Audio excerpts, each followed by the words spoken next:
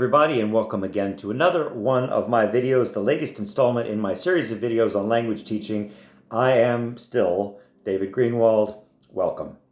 Today, the question we're going to deal with is it better to have a native speaker for a teacher, as a teacher? So, for example, if you're learning English, is it better to have somebody from England or America or Canada, South Africa, whatever, Australia?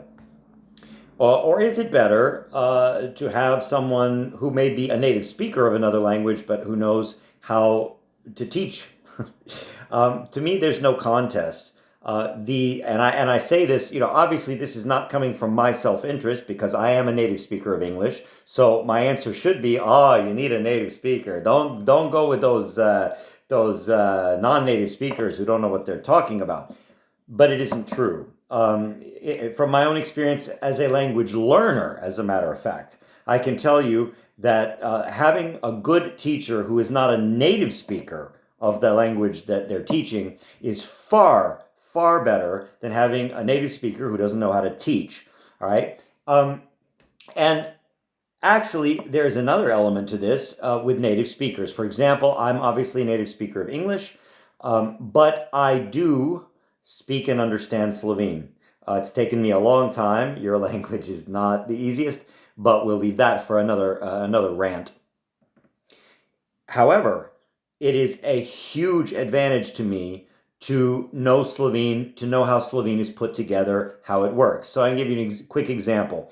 In English, as you may know, if you understand what I'm saying, you probably do know, that we have a weird sort of tense that's sort of between preteklik and sedanik. So, navadni preteklik, например, jedel sem, I ate. Okay, this is easy. Both Slovene and English have a simple past, navadni preteklik, and it's not that difficult, okay?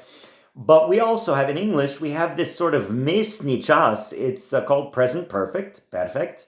I have eaten. Now, the reason I mention this is, as a native speaker who knows a lot about his own language, sure, I can teach you the present perfect. I can teach you как се твори, как се рече в дoločnih situacijah itd. itd. I can teach you all that, but here's the problem. When do you use it?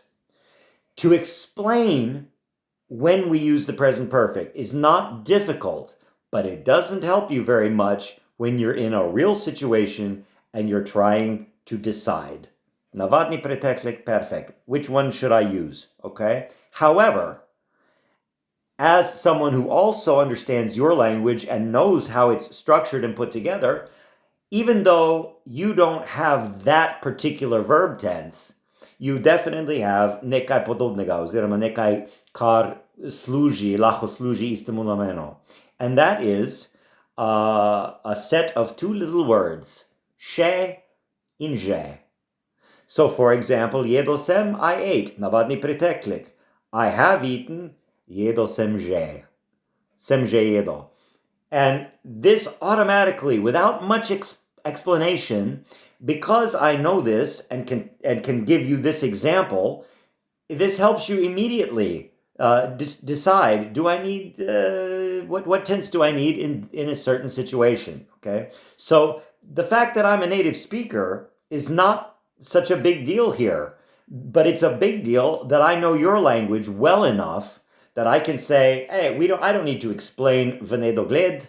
I just need to tell you she, je, and a few other similar words. Zadnja čas sepato. There are certain words that have that function, but she and je are the two big ones. And I tell my students, if you know when to use she and je, you probably know when to use present perfect 80 or 90% of the time.